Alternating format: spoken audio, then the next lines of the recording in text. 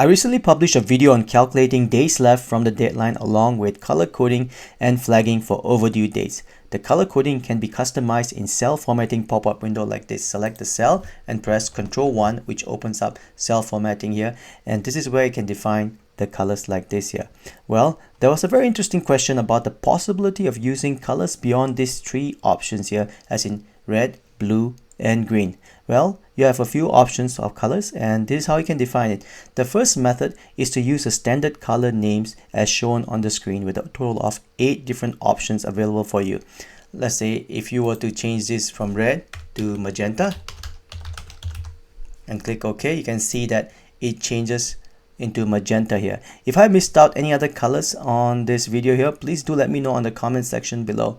I'm going to press Ctrl 1 to bring up my cell formatting window here. The second option involves utilizing color index or color palette by typing the word color like this, followed by a number.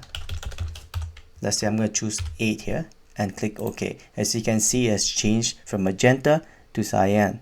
You have a total of 56 different colors to choose from by just changing the index number from 1 to 56.